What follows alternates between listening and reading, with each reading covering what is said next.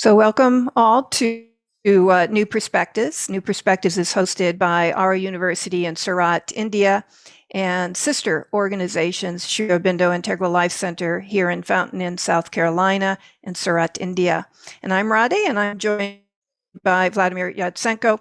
And of course, with us today is our guest speaker, Dr. Rammanohar, Director of Research at Amrita School of Ayurveda in India. Welcome. So before today's session, let us join in a few moments of silent contemplation.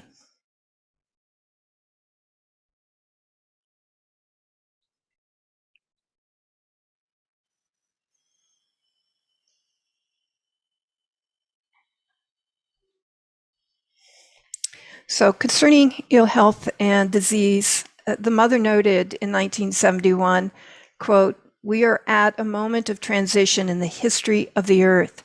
It is merely a moment in eternal time, but this moment is long compared to human life. Matter is changing in order to prepare itself for the new manifestation. But the human body is not plastic enough and offers resistance.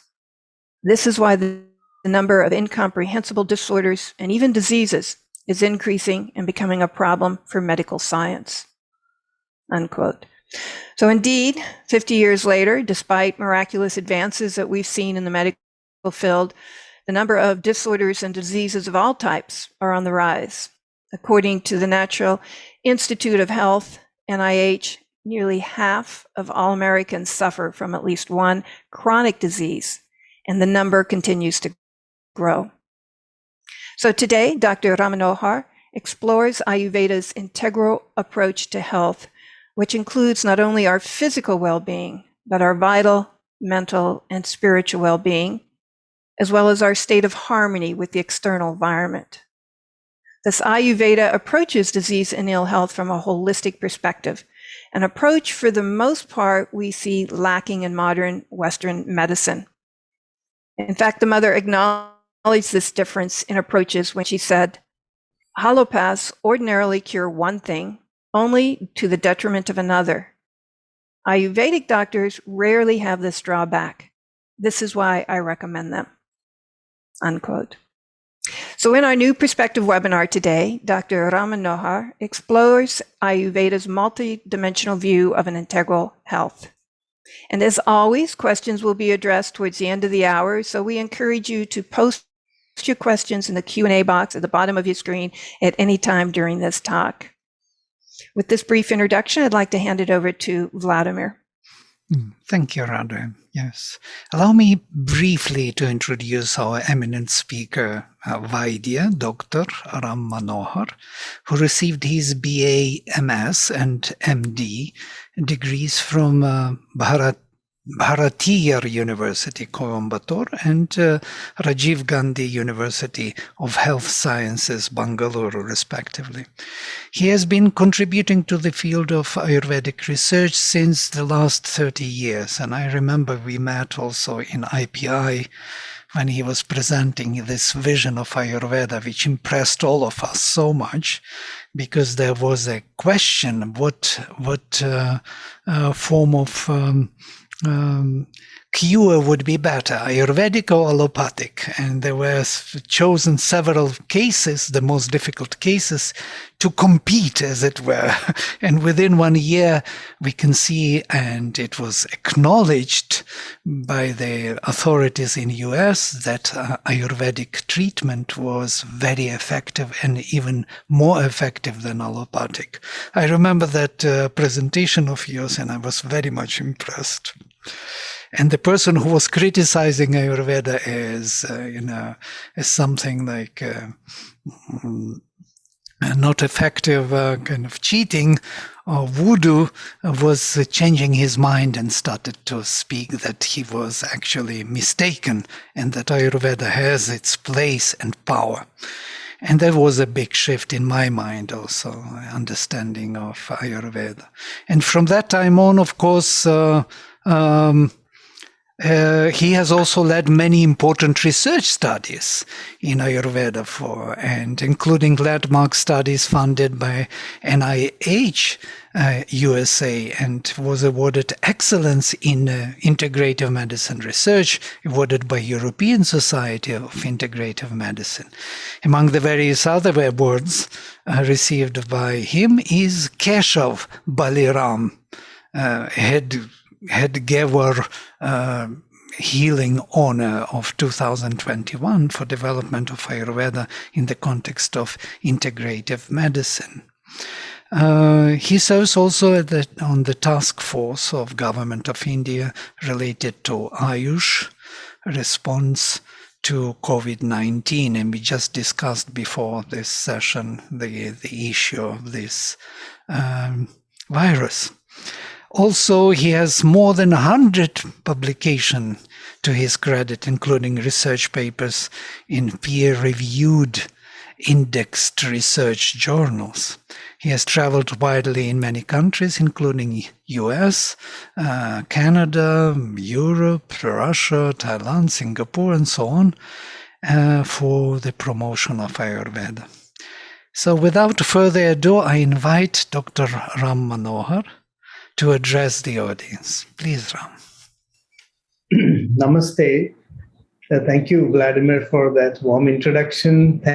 Thank you, Radhe, and all the organizers for this kind invitation. It's a real pleasure and honor to be on this platform to share my experiences and what I have learned, as a student of Ayurveda, and what I'm continuing to learn, as a perpetual student of this ancient knowledge system. So let me just share my PowerPoint slides. Yeah, is it visible now? Yeah. Yes. Yes. So today's topic is Ayurveda's multidimensional approach to integral health. So before we get into the topic, I'm just reminded of my school days. When I was a student of Ayurveda, we had before us this motto of WHO, Health for All by 2080. And as a student, I wondered, how can this be? Is health something that can be packaged into a bottle or, a package and then distributed all around the world so that everybody becomes healthy by 2080? I mean, it sounded very unrealistic, but that was the objective which we were all looking forward to, as a student at that time. But come 2000, around that time, we had this great epidemic AIDS, and this whole vision was completely destroyed, and people were becoming sick, and, it was spreading. And then WHO became wiser, and we now have a new vision of universal health coverage. And we cannot distribute health to everybody, but we can give healthcare coverage to all people in the world. But this new COVID-19 pandemic has shown how weak and vulnerable we are. I mean, some of the countries with access to the most advanced medical facilities reeled, under the impact of COVID-19. So I think the future vision for health is what Ayurveda has always been talking about, health intelligence for all. I mean, health is not something that we can give from the outside. Health is something which every individual has to create by awakening his or her own health intelligence. This Ayurveda calls as prajna. And this is the most powerful and the most potent medicine. This power of self-transformation that every individual has, unless that is awakened, we are not going to witness a healthy society. I mean, we may have individual miracles, we may have great technological feats, but they are all already too late. I mean, as the Patanjali Yoga Sutra says, Heyam Dukkham Anagadam. I mean, remove the sorrow before it has arrived.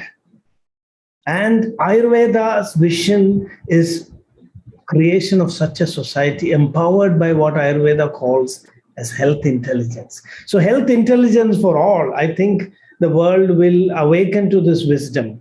Health for all, to universal health coverage to all, to ultimately health intelligence for all. So Ayurveda's concept of integral health is all about, using our health intelligence, to cultivate this vision and understanding of what is the human potential. Ayurveda says that we have tremendous potential. It may look at one glance that we are just, a bundle of atoms of matter. But on the other hand, inside this atom, just like in the atom is, hidden enormous physical energy, which we have exploited to make bombs and all in positive and negative ways. Even deeper inside matter, in matter is a womb of consciousness. And from matter can this great transformation happen. Matter can be transformed into a higher expression by awakening and invoking the deeper consciousness that is hidden latently in all human beings. And this, according to Ayurveda, is the ultimate medicine. The ultimate medicine, and Ayurveda defines health as this process of self-evolution. I mean, health is not something which is defined in terms of, biochemical parameters. All those are helpful. But health is something, a state to which we have to evolve. Health is not, in modern medicine, we call this as homeostasis, keeping everything as it is. Ayurveda says, no, it is homeodynamics, moving from the present state to a higher state of greater stability, of greater ability, and of a greater power of expression. That is what we have to achieve through Ayurveda. So with this introduction, I would like to get into our topic today. And I want to give this first concept of our talk is the Arogya Samskriti of Bharata. This has been so ingrained in our culture. It is not just from Ayurvedic textbooks that we get this wisdom.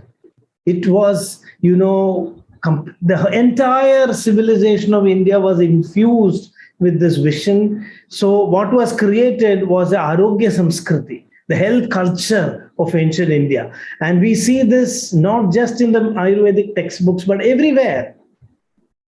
And now I would like to give this definition of integral health, which everybody is familiar. This is, not from Ayurveda. Integral health is a state of being in which the individual's body, the physical, emotions, and life energies, the vital, the thoughts, the mental, are in harmony with our innermost self, the soul. Absence of such harmony manifests as disease or illness. Now, this is, for a student of Ayurveda, almost like a translation of Sushruta's definition of health. I was very awestruck when I read this in one, I think when I was in IPI or somewhere, I came across this definition for the first time. And I was struck by that similarity of this understanding in Ayurveda. So we'll explore that a little bit more soon. So knowledge of health, Sanskrit literature is a very rich resource of the wisdom related to health. They are profound, and not only in Ayurvedic literature. So I will not take much time here, just 5 minutes, just to give a quick glimpse of what we have as a heritage and how much remains unexplored. Thousands and thousands of medical manuscripts are there. I think India has one of the richest collection of medical manuscripts in the world. And at least 90% of this has not yet been studied. They are languishing in manuscript libraries. So this is such a pitiable state. We have lost the scholarship. And this is a very basic slide. I don't want to, it's not intended to be described. It's just, symbolic. These are the number of texts, non-Ayurvedic texts in which there is information about Ayurveda. It seems to outnumber. And a lot of Ayurvedic knowledge is incomplete when you see the text, because the texts expected that we were familiar with the general research. A lot of Ayurveda was supposed to be learned from non-Ayurvedic literature. So when you look at the wisdom of Ayurveda, I have always felt that it is like trying to fix a jigsaw puzzle. Bits and pieces scattered everywhere. Even in my younger days, the older generation, the grandma, there were unwritten, just spoken words, unspoken words. The whole knowledge of Ayurveda is scattered, in that mental world of what constituted Indian civilization. A lot of it is still in the thought world. Many of it got, inscribed into manuscripts, were preserved. A lot of it was transmitted through oral traditions. But what we know or what we have today, what we have salvaged is only a fraction of this wisdom. I wanted to, just put things in perspective, that there's still a lot of exploration to be done. Like it is in Mahabharata that a deeper understanding of the Tridoshas are mentioned, that Shita, Ushna, and Vayu, not Vata, Pitta, Kapha. So they are telling that these are not physical things. They are actually indicating, the self-regulatory principles of the body. This is seen only in Mahabharata. In Ayurvedic texts, we translate it as wind, bile, and phlegm. And at that point, everything is lost. The whole understanding of Tridoshas is lost because of the translation. So how the body and mind balances through the interplay of the Trigunas and the Tridoshas is so beautifully depicted in the Mahabharata. And in a few slides, I just want to show that when we look at Ayurveda, we are dealing with a very, very dynamic tradition. Now, this is just a representation of the Ayurvedic codification of Ayurvedic knowledge that has happened across the geographical regions of India. If I were to put all the manuscripts, on top of this map, we wouldn't see India, because they cover completely the whole length and breadth of India. From every nook and corner of our country, people contributed to the development of the knowledge of Ayurveda. So it was a people's movement.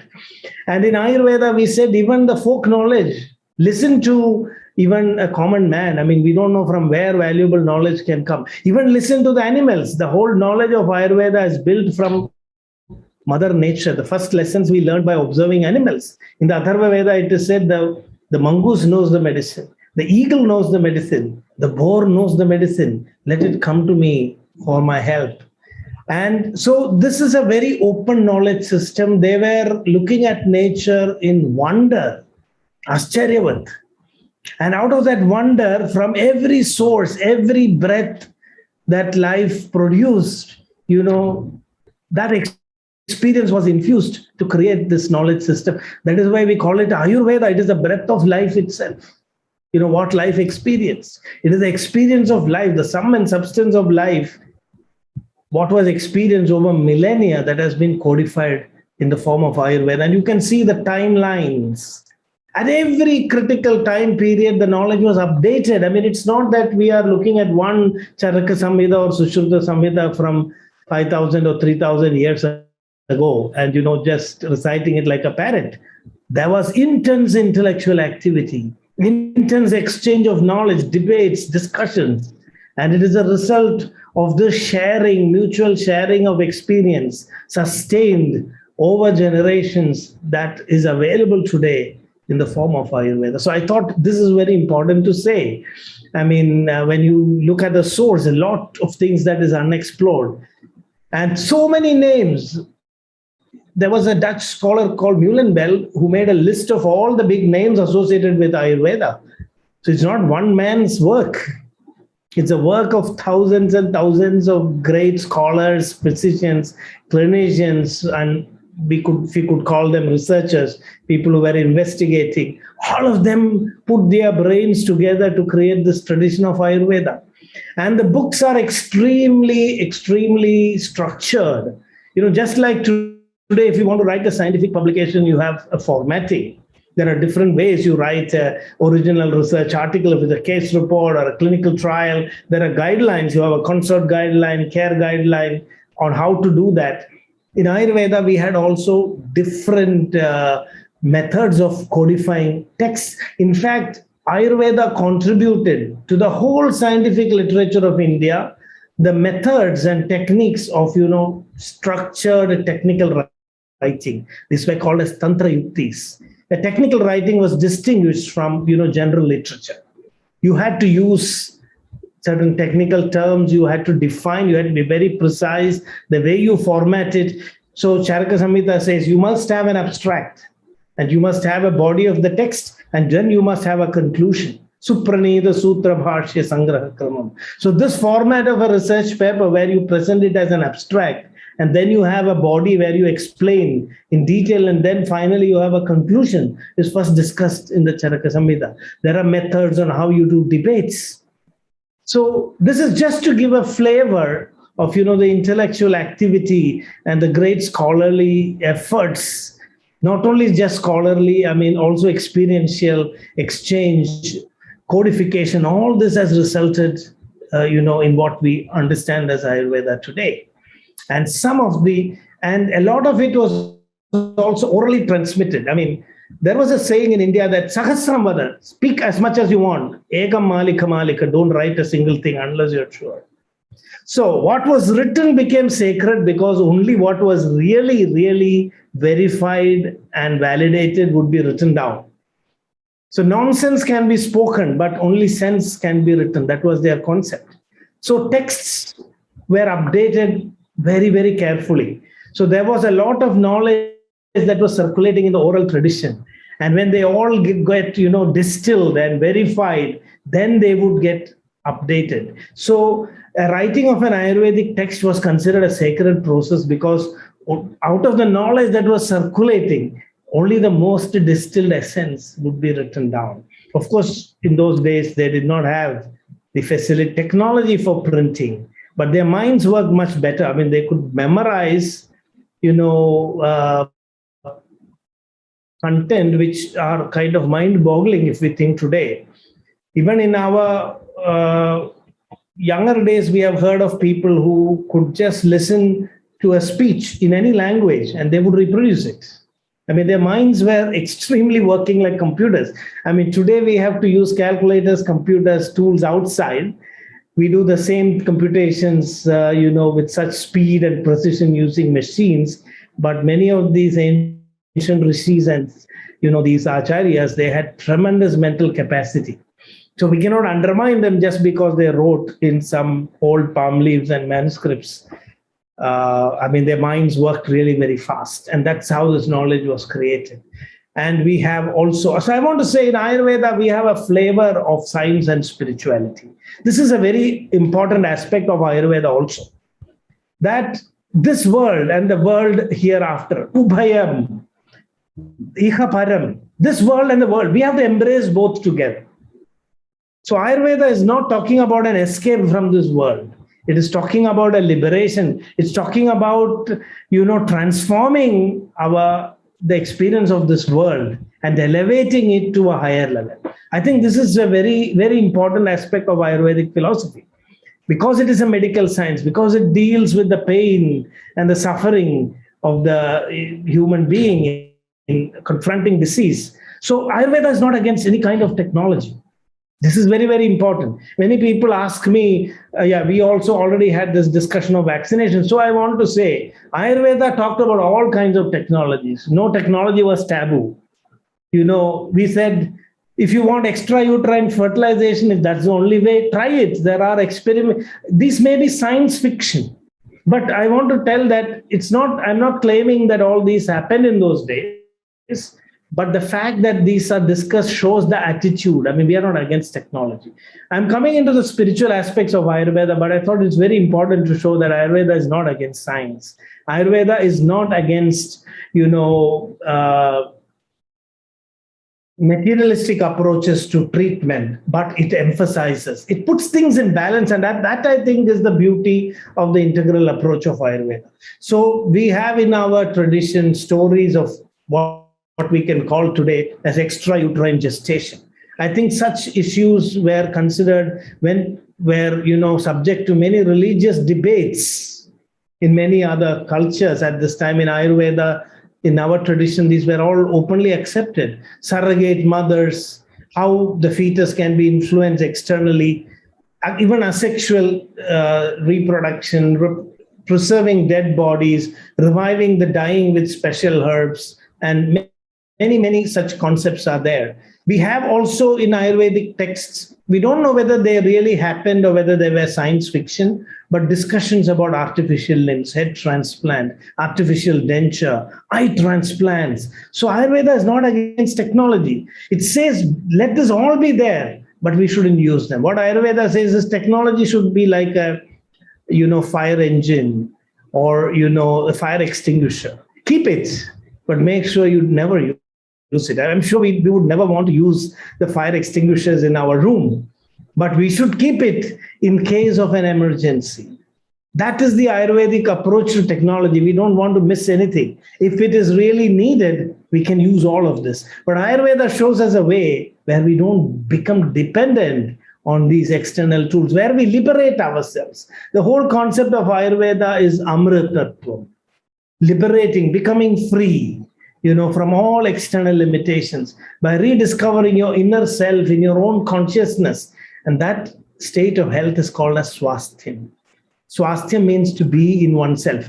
This is the Ayurvedic definition of health. And here Ayurveda, Yoga, Vedanta, everything merges into, one unified vision. So that is why we say Ayurveda is the fifth Veda, because Vedas talk about that higher vision. And if you are lost in a lower plane, you cannot, liberate yourself. Ayurveda comes down. If you are sick, it's okay. We are very practical. If you need a transplant, okay, let's do the transplant. Save your life and then, think about the higher thing. That is never lost. That vision is never lost.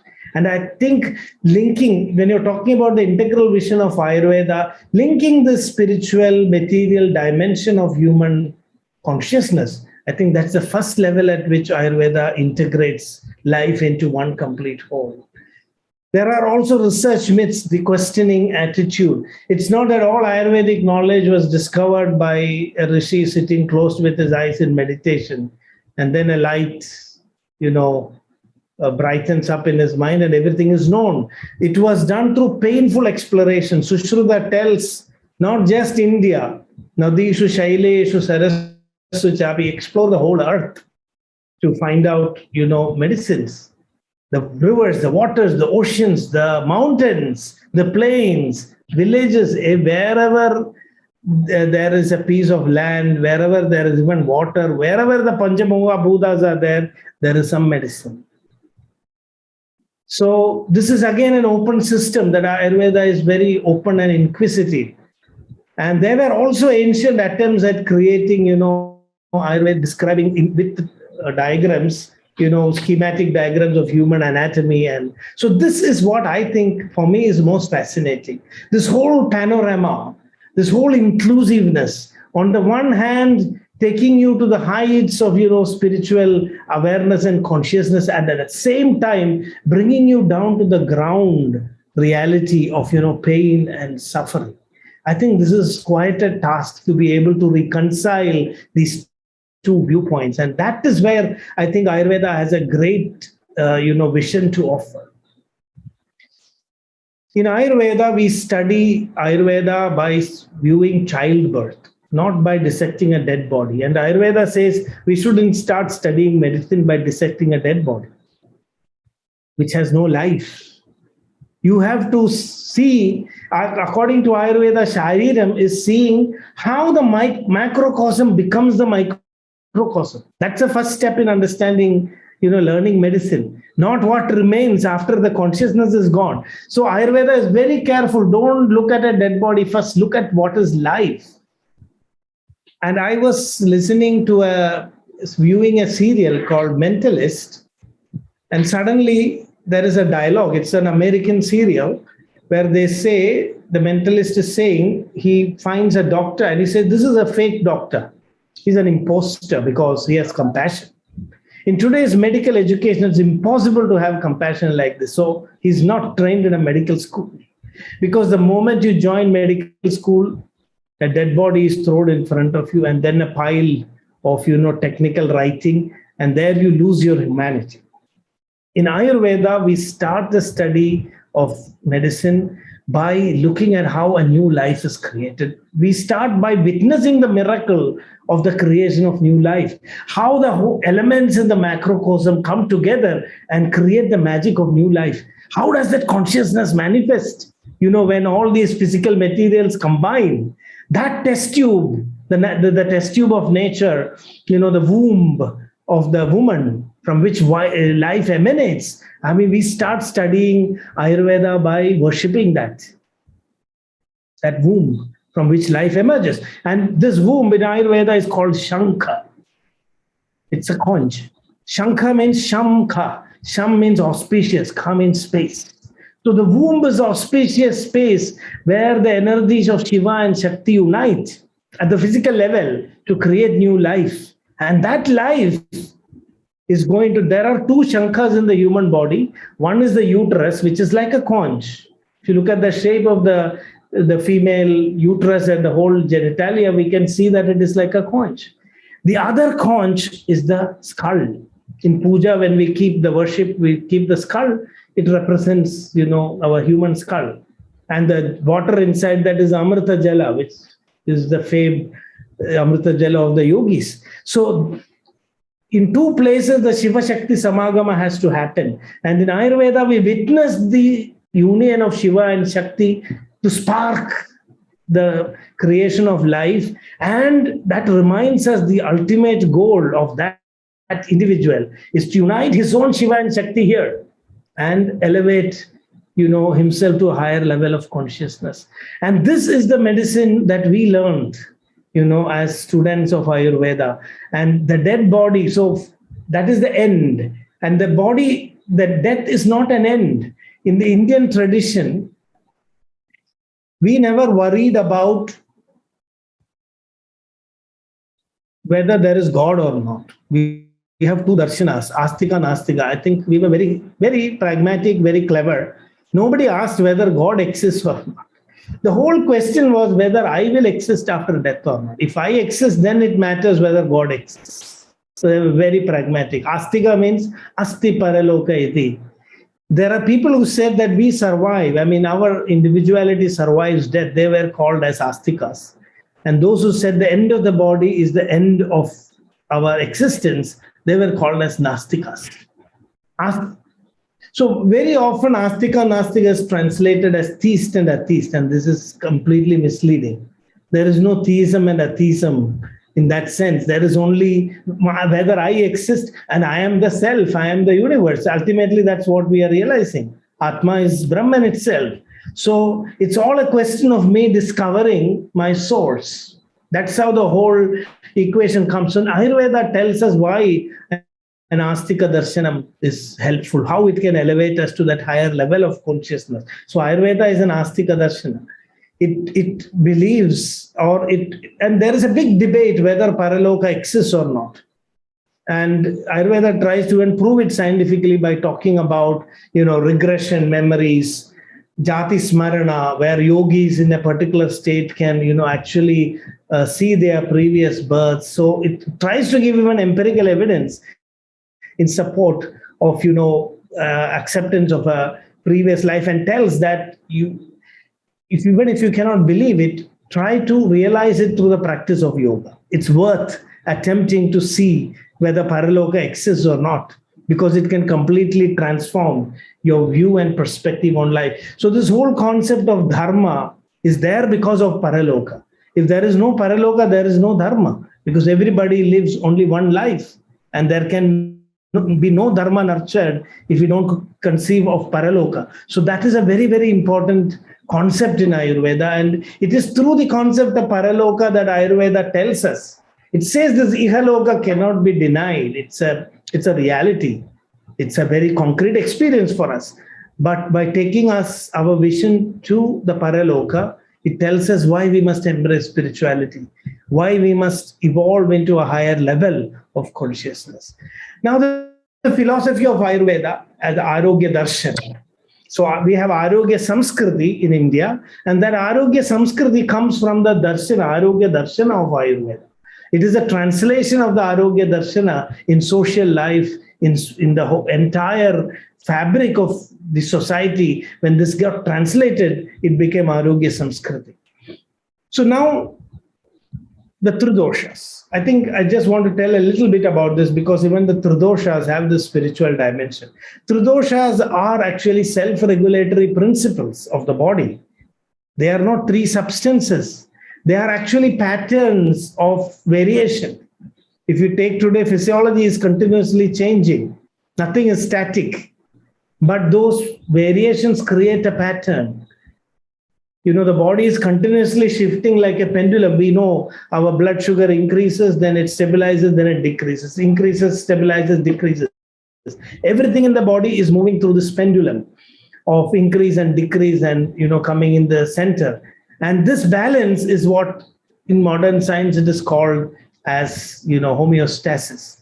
But Ayurveda tells that this is not static, it is evolving or it is devolving. I mean, you can go down to a lower level of health or you can elevate it to a higher level of stability, which is called as dosha samyam. So dosha samyam is what we have to work for. Enhance and empower our own self-regulatory system so that it works at a higher level of efficiency. Whereas the whole focus of modern medicine is just to keep it balanced. If something is missing, you add that. If a blood pressure goes up, you force it down. But Ayurveda says that's not the way. You have to elevate, you have to transcend, not just work at what level it is functioning, bring it to a higher level of functionality. And that there is an entire branch of Ayurveda called as Rasayana, which aims. So this was a concept also that unless you elevate your body to a higher level of functioning, you cannot pursue a higher life. Devaveda, transform your physical body to something more powerful so that it can receive, it can withstand, the descent of your consciousness. Because now it is not capable.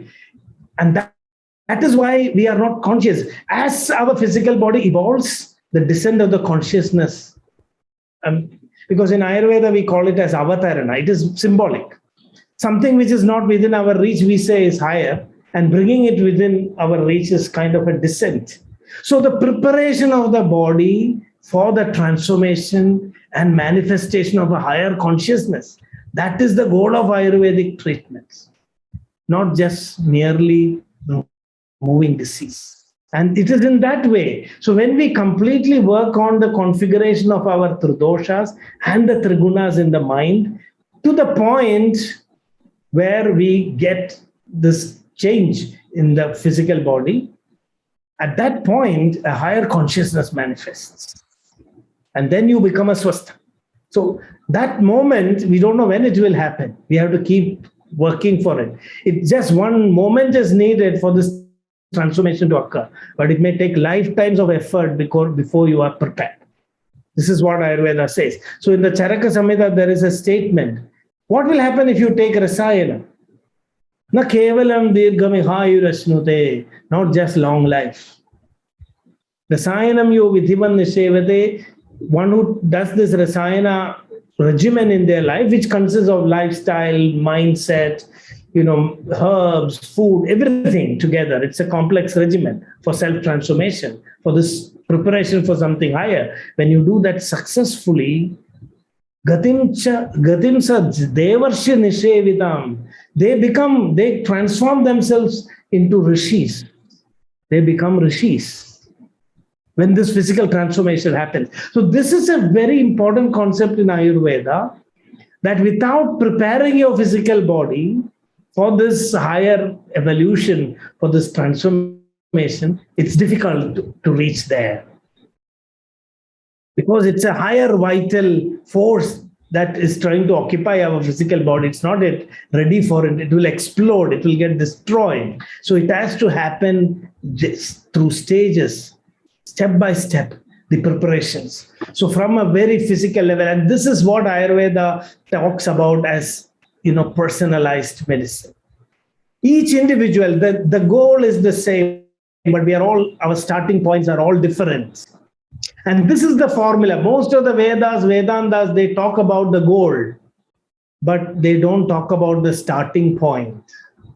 And if we try to jump, we will be destroyed, because we have to create the roadmap from where we stand.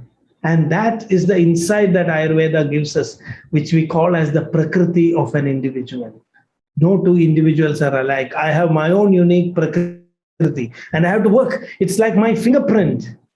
And for each person, there is a user manual or a roadmap, my roadmap, which nobody else can follow that path.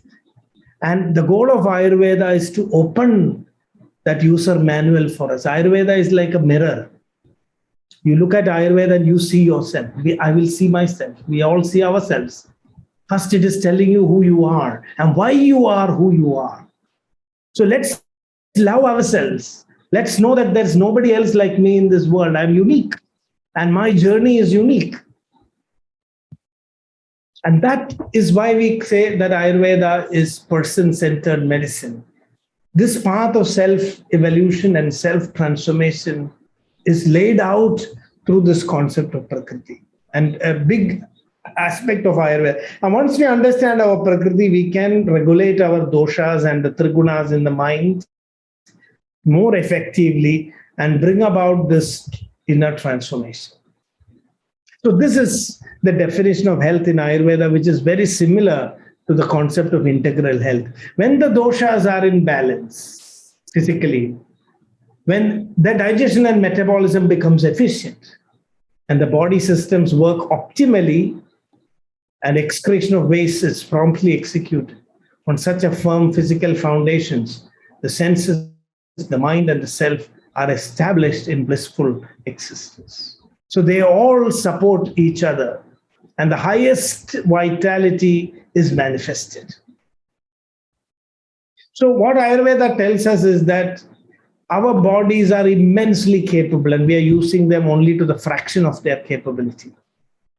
We can elevate ourselves to a much, much higher level of experience and existence.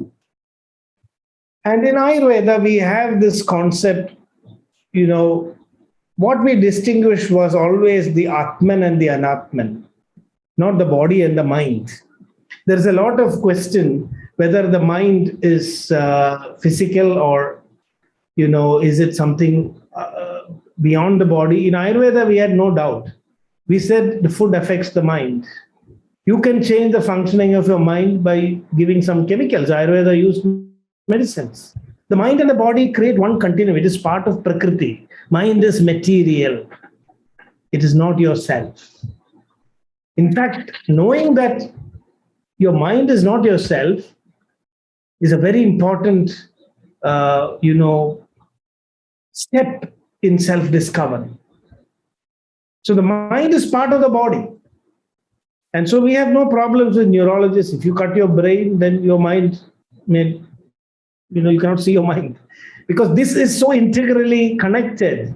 There was a debate in the Upanishads whether the mind is separate from the body, and the Rishi says, stop eating food and come back after a few days, and then tell me whatever you studied. And the students were not able to remember anything. And then the Rishi said, Annamayam hi saumyam mana. See, your mind is made out of the food that you eat. Are you convinced now? So it's material. It's much more subtle, but it's still material. And there is so in Ayurveda, we say the mind, it's like the ghee and the iron pot. You heat either one of them, the other gets heated. This crosstalk between the body and the mind is a very interesting, important theme in Ayurveda. We say, don't separate the body and the mind. Think of them as one. What you think has an impact on your body, and what happens in the body has an impact on your mind. And here I would like to, this has been very fascinating for me, because Sri Aurobindo, even in his absence, inspired the discovery of a molecule which came to be known in Sanskrit. There is only one molecule in chemistry, I think, given a Sanskrit name, and that is called anandamide. And the scientist who discovered this, he was in Aurobindo ashram. He was there for some time, and there he got a vision, because there was a discovery that there are receptors for endocannabinoids in the human brain, in the body. So the scientists were wondering, where are these cannabinoids coming from? Why is there a receptor? It means the body is also drugging itself? This was a very interesting question. And they said that this could be what we can name as a bliss molecule. And there were many scientists trying to, running race, to discover this first. And this scientist from Israel, I don't remember his name, he came to Aurobindo Ashram and stayed there for some time, and he got a vision that he's the one who's going to discover this. He got a premonition. And in that moment, he named that new molecule, even before it was discovered, as Ananda Mind, or the Bliss Molecule, out of respect for Sri Aurobindo. And 4 years later, it was indeed he who discovered this molecule. And he kept his promise. He called it as Ananda Mind, the Bliss Molecule. If you run every day in the morning, the Bliss Molecule is produced in abundance in your body. So what you do with your physical body affects your mind. And so calibrating your body and mind so that you can allow the manifestation of a higher consciousness. This doesn't mean that your self is Ananda Mind. This is all about calibrating your body and mind. There are so many physico-chemical reactions that have to happen in this platform of the body and mind before a higher consciousness can manifest and, express itself in all its glory. And that is what Ayurveda is, all about. I think I will stop in the next 5 minutes. I just think I have reached about 45 minutes. There were many, many more slides, but this is never ending. So a few more concepts and then I will discuss. Is that okay? Yeah. So this new modern concept about the PNEI axis, I won't say they are exactly the same, but it's a model. It's a biochemical understanding of the Ayurvedic model of the Tridoshas and the mind. Ayurveda said mind, Vata, Pitta, and Kapha. And the mind also Sattva, Rajas, Tamas. This is the whole axis of the body and mind. And today modern science is talking about PNEI axis, psycho, neuro, endocrino, immunological axis. And there is a continuous crosstalk across this axis. And if you really look at the meanings of Vata, Pitta, Kapha, Vata is more related to neurological regulation of the body. Pitta is related to endocrinological regulation, and Kapha to the immunological regulation. I'm not saying they're exactly same, but these are small bridges that you can create between two knowledge systems. And suddenly, we realize many things, ideas about the heart also being a brain, heart brain. Today, modern science is talking about neurons in the heart, the gut brain, neurons in the gut. These are, ancient concepts rediscovered, that the mind and the body are intimately connected, not just at the brain, but I think tomorrow we are going to discover skin brain also. According to Ayurveda, the skin is also a brain, because our touch is such a powerful way of communication. And there are so many things that you can convey through the touch, gut feeling, what you experience in the heart. Even today, when I say I put my hand over my heart, not on my head, because this is where self-awareness is concentrated. And there is an anatomy of the heart that when the blood moves out of the heart, the heart attack itself is a paradox. It's penury amidst plenty. The heart is full of blood when it suffers a myocardial infarction. If there was some way for the heart muscles to take the blood directly from where it contains, there wouldn't be heart attack at all. The reason is that the heart is the seat of self, because the heart is the yajna according to Ayurveda. It is the prana pratishta. That is where the self, Swayambhu, is there, the sinoatrial node from which, the impulse comes. It's like a Swayambhu. The heart is existing for the whole body. So it's very interesting that heart symbolizes the concept of yajna in Ayurveda. And anatomy, modern anatomy also confirms it. When the blood moves out of the aorta, the aortic valve closes the entry into the coronary arteries. The heart cannot receive blood when it is pumping it to the rest of the body.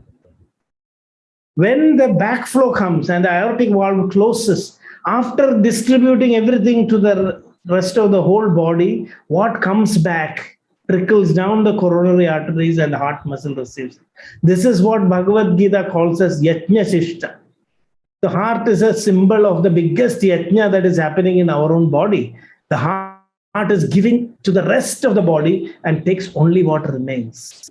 And when heart attack is nothing but the selfishness of the rest, it is a bhanga of the yajna. And this is why Ayurveda says that disease is the anger of Lord Shiva. It is the destruction of the yajna of Daksha. So what we see in Ayurveda is this integration of what is physical and what is transphysical. A very beautiful synthesis giving us this higher vision of life. So the last point I would like to say, and there were many other slides, but I think this is where we will conclude. Yeah, one other slide I wanted to show was how in our creation, this integration of multiple elements. We say this is Prakriti. How is Prakriti formed? How are our individuality is created? It comes from multiple sources.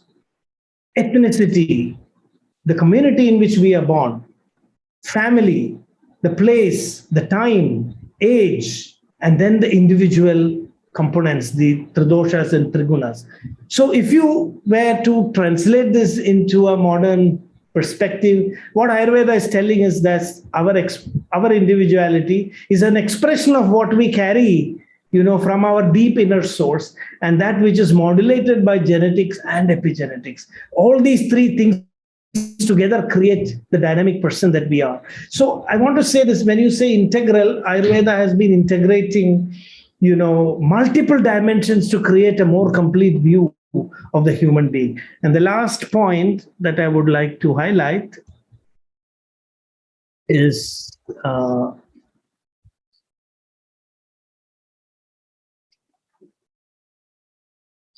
about Ayurveda is first and foremost nature-centric, and then only person-centric. And this is the total vision that we are part of this complete universe. Ayurveda says that Satya Buddhi, or you are healthy when you feel that you are part of the entire creation. The creation is in you and you are in creation. So you cannot be healthy until the entire creation is in harmony. And that is why Sarve Bhavantu Sukhina, Sarve Santu Niramaya, Sarve Bhadrani Vashyantu, Ma Kaschid Dukkha Bhag Bhavet. When every point in this whole creation is bubbling in harmony, expressing that highest consciousness, that is when there will be health in this universe. And that is the aspiration of Ayurveda. And that is what we call as a complete integral vision. Om Purnamada Purnamidam Purnat Purnamudachyade Purnasya Purnamadaya Purnameva Vashishyate.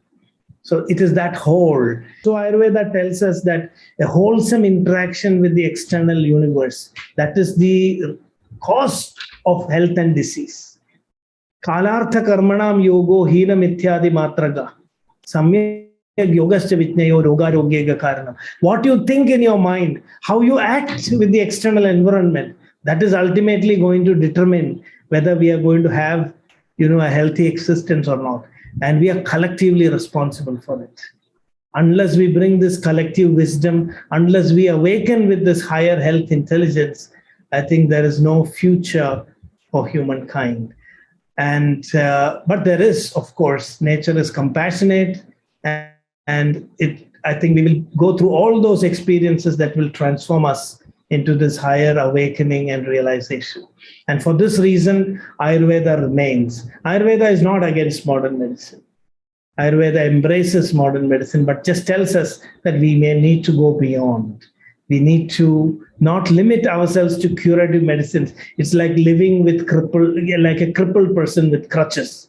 Ayurveda wants us to be free and to be not dependent, and to elevate ourselves to a higher level of being and existence. Namaste. Thank you. Thank you. Thank you very much, Rammanohar. That was a beautiful, inspirational talk.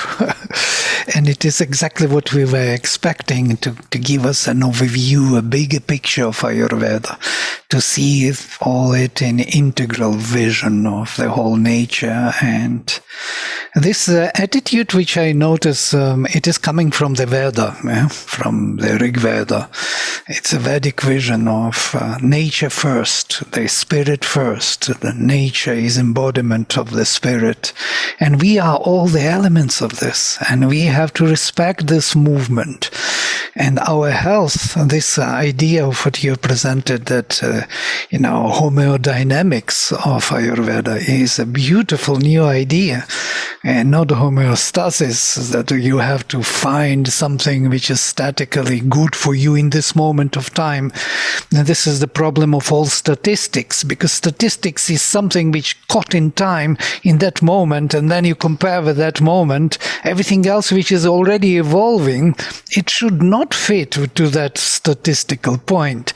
It should deviate from it, but how? How this idea of dynamic truth, which is in the Veda, this coming back to the dynamic truth, to rhythm, where everything can express the highest truth in this moment of time. It is possible. It is assured by Ayurvedic concepts which you are presenting today. It is beautiful. So we have few questions here, and unless Radhe would like to say, she is actually Ayurvedic practitioner and studied Ayurveda and published several books, I would invite Radhe to make some comments. Sure. Thank you, Vladimir. I actually have a question for you, Dr. Rammanohar. You had mentioned a number of the sages that have contributed to the knowledge of Ayurveda, Charika, Sushruta, Kashyapa, etc. What I didn't hear you mention is the Atharva Veda and its role and source of Ayurveda. So I'd be very interested. I know Charika mentions that of all the Vedas, the Atharva Veda is the one that each Ayurvedic physician should know. And could you explain a little bit about the relationship between the Atharva Veda and Ayurveda per the classics? Right. This is a very symbolic correlation. If you look at the Vedas, the four Vedas, you can divide them into two groups. One is the Trai. The Rik, Yajus, and Sama are called as the Trai. They make one complete composite whole. And Atharva Veda actually stands out. It's the Veda of Prayaschitta. It is the remedial Veda of compensation. Now, these three Vedas actually represent the three faculties that we have: Ichha Shakti, Jnana Shakti, and Kriya Shakti. That is the power of will, Ichha Shakti, the desire, our resolve, Sankalpa, which is the Rig Veda, Richastutau. It is expressing our highest aspirations, our highest emotions. That is what we express through the Rig Veda. And Yajur Veda is karma. Yajus stands for action, karma. That is the Kriya Shakti. And Sama Veda is for jnana, or knowledge, Samikaroti, the equal vision. So what Veda says, Soma Yaga actually means bringing the three faculties together, in harmony, our Ichha Shakti, Jnana Shakti, and Kriya Shakti. So with the highest motivation and with the perfect knowledge, when I perform an action, when I respond to the universe, I'm leading a Vedic life. I achieve the highest. So bringing together these three, this is what is Vedic life. This is the Soma Yaga that we are expected to do. And when we fall from that, Atharva, not Tharvati, forces you back into this harmony. That is Atharva Veda. And this is happening when this harmony is lost. So because Atharva Veda is the Veda of Prayashchittam, or the Veda of compensation, that is why Ayurveda is part of Atharva Veda. There is also a view that Ayurveda is part of Rig Veda, Because what Ayurveda says is that emotional purity is also the foundation of health. So for preventive health, Ayurveda traces itself to Rig Veda. And for curative health, Ayurveda traces itself to Atharva Veda. Because Atharva Veda tells us how to go back to that Somayaga, how to rediscover that Pratnya, in what Ayurveda calls as that health intelligence, is nothing but tracing our way back to that Vedic, way of existence. This is a very quick answer to your question. There are also other more, practical and other connections in terms of the content, but I think that would be quite a long topic to discuss, about the herbs that came from that, techniques that came, and we can also look into that from a scholarly point of view, but I was just trying to look at it in a more insightful manner. Yeah, that's very helpful. Thank you. Well, actually, may I say one word on this, because it's a new thing for me also, because when I studied Agnihotra, if you study Agnihotra, you see in Aitareya Brahmana how it is described, the whole ritual. So there are 3 fires, there are 3 priests, belong to 3 Vedas, they making oblation into 3 fires. And there is one priest, which is called Brahman, who belongs to Atharva Veda actually, who doesn't have the fire, but who observes what others are doing and does prayashittam in his mind. Yeah? He makes a correction where the mistake was done there, something neglection was done there. He puts everything into the harmonious action of 3 different elements of heaven, space in between heaven and earth. He combines them together in harmonious oneness in his mind. And when dakshina is distributed for all the priests, the half of the dakshina is given to 3 priests, to Hotar, Udgatar, and Adhvaryu, these who were doing oblations into 3 fires, and half of it to Brahman. So Aitareya asks, why is that so? Brahman didn't do anything, didn't speak, didn't do oblation. But he was representing the mind which combined all and actually cured and made sacrifice possible. This curing prayashittam action. And that makes sense, what you were mentioning now with prayashittam. Just developing this thought again for myself. Thank you for this insight.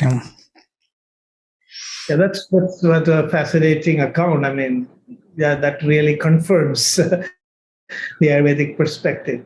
Mm-hmm. There are 3 questions here, if I may read them to you. So there is one question, it's from the beginning, it is not related to the immediate discussion. Namaste, I would like to hear a little bit about remote pulse diagnosis, dot nadi pariksha. I experienced this exciting and incredible process with Dr. Mahesh Krishnamurti, Bangalore, and would like to understand more on this. What you thank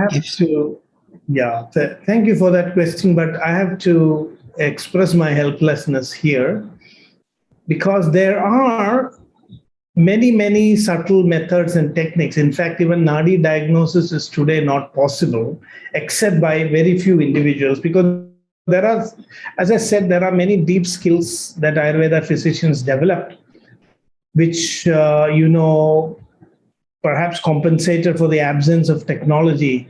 There are higher sensibilities and sensitivities, which according to Ayurveda can be developed only by tapas, not by, college training or learning.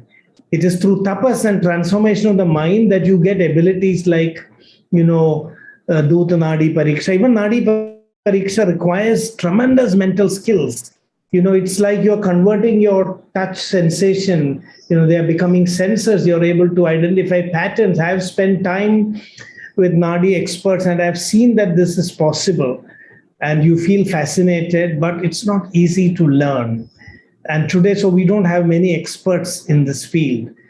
Ayurvedic texts say that, Ayurveda emerged from Indra. Indra is a Sahasraksha, means somebody who has 1,000 eyes. So we have 2 eyes, Indra has 1,000 eyes. So when you become an Indra, you are able to do things that you cannot just do with 2 eyes. But to become an Indra, you have to become a Shatakradu, you have to do 100 yagas, and then you become an Indra. So that tapas is not there in our life today. We are living as bhogis. I mean, we are involved in sensory enjoyment, and then we lose. I mean, we don't get these higher mental capabilities. When that is there, Charaka says, you think of a person and you can know what he's suffering from. That's possible. That was how diagnosis was made. But today, I mean, we don't have it. So even Ayurveda, it's not there in the Ayurvedic training. So whoever you met, and if you think he has that ability, I would say that they are very rare individuals. And you have to be very careful not to be taken for a ride. I would think twice before accepting anybody's nadi analysis, or I would really want to know what is their background, how authentic they are. It is possible, but very difficult. So if you find such individuals, that's great. Thank you. So there is another question. So is there a place for endocannabinoids, I don't know what it is, in recovery of an out-of-balance body? One day, once Sadhguru was mentioning, it's a very nice conversation. We were in Harvard, and he was asked this question, and he was telling, I need to be always in a high. I mean, because that whole discussion there was about drug abuse and deaths and whether Ayurveda can help in the overuse of opioids. So this is a human need. I mean, the body is self-designed. We produce a lot of neurochemicals of happiness just by changing our behavior. If we run, if we exercise, if we do yoga, GABA, there is another molecule that is produced. There is serotonin when we adjust our diet and when we have certain kinds of behavior, goal setting, then serotonin is produced in our system. Our body is a chemical factory of all ingredients that are needed to keep us happy. In fact, we are doing that consistently to recover, from the pain and challenges of life. And if you bring all these practices into your life, this Ayurveda calls as Sadvritta, which includes how you are going to, think, how you are going to conduct your activities in your day. If you harmonize that, the body has all the ingredients that is necessary. It's a big pharmacy in itself. Even painkillers are there. Anti-anxiety medicine is there. Energy boosters. All these chemicals are produced in our own body. And we have only discovered a few of them. And this is the difference between Ayurveda and modern medicine also. In modern medicine, we would try to give it from the outside, whereas in Ayurveda, we make the body itself produce it. So definitely all these things have their role in restoring the harmony and balance of the body. That is why the body produces it. But we have to orchestrate, we have to lead a life in such a way that all of them, manifest. Beautiful. Thank you. And there is one more question. How is modern medicine similar to Ayurveda? What principles of Ayurveda are utilized by scientific methods of modern medicine? The methodology, the scientific methods, I think, are the same. Ayurveda says that knowledge is, generated through observation. And there is this very interesting story of Agnivesha, one of the disciples of Atreya, questioning his teacher, saying, I cannot believe in what you have just said about Ayurveda now. Because I see people are taking Ayurvedic medicines and they are dying, not recovering. And there are people who are not taking Ayurvedic medicines and they are surviving. So there is no correlation. I cannot, if I go by observation, your treatment doesn't seem to be working. And now this is how the Charaka Samhita introduces the disciple, a questioning young disciple who wants statistical evidence of whether, treatments really work by looking at what happens in the population. And Atreya responds by saying, some diseases are self-limiting. They don't need medicine. And some, even with medicines, don't get cured. And then what is the role of a physician? Only treat those diseases which is treatable. That's all a physician's role is. And there we never fail. So the Charaka brings this concept of chance effect and real effect, which is the whole basis of evidence-based medicine today. He says, Yadricha Siddhi, if you cannot establish a cause and effect connection between your treatment and the outcome, he says this is Yadricha Siddhi, accidental effect. Just because you treated a patient and he got better doesn't mean that it was your treatment that worked. Daiva Vashad, Natra Vaidya Roga Pramoksha Karanam. The Vaidya is not responsible, for the cure of the disease. It is Daiva Vashad. Just accidentally it happened. So if it has to really happen, then it is called Pratinayamiki Siddhi. P value of statistics. Is it a real effect or a chance effect? So Ayurveda was also trying to validate knowledge in this way. And in Ayurveda, we have Anumana Pratyaksha, observe, study the literature, Aptopadesha, then verify it through Pratyaksha and Anumana. This is the method. Where is the difference? I think it is in the ontology. Ayurveda accepts what is beyond the physical world also. Says that should also be brought into the domain of scientific inquiry. In modern medicine, everything stops at the point of sensory measurement. We have expanded the capacity of our sense organs. We have created microscopes, instruments, but beyond the sense, what Ayurveda calls as Vyaktam, Vyakta, Vyaktam, and Avyaktam. Reality has three dimensions. The Vyaktam, which is Vyaktam Aindriyagam Sarvam, that which is sensory, which you can measure through the senses, that is only one fraction. Then there is Vyakta Vyaktam, which is beyond the sense organs. And then beyond even the mind, there is another dimension to reality. And when Ayurveda embraced all the three, the whole discourse of knowledge changed. And modern medicine is just stuck with the Vyakta universe. It just shuts its eyes off, just blinding itself to the existence of anything, beyond that. So that is what I think made modern science develop in that way. And that is why Ayurveda can accept modern science, but perhaps not so easy for modern science to accept Ayurveda, because Ayurveda includes all these three domains. So it's very easy for us to accept what comes from the Vyakta realm. But for modern medicine to accept what comes from Vyakta, Vyakta and Avyakta is more challenging. So beautiful, thank you.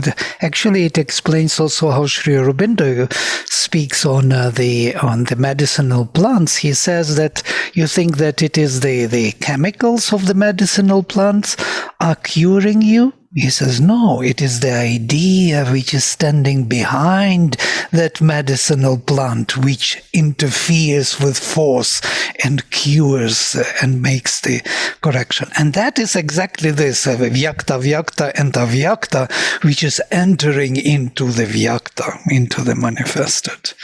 Beautiful. Thank you very much, Rammanohar. It was wonderful to have you with us today. And we hope we will meet again and we will continue this journey, because it's not about only health, it's about the holistic vision. It's a knowledge system which is required. Thank you very much. Thank you. Great honor. Thank you. Thank you so much. So here, H.P. Rama with us, our Chancellor of our university and head of our Thank project. you. Thank you very much. Very enlightening. Thank you. Thank you. It was a great honor and pleasure. Thank you. Namaste. Namaste.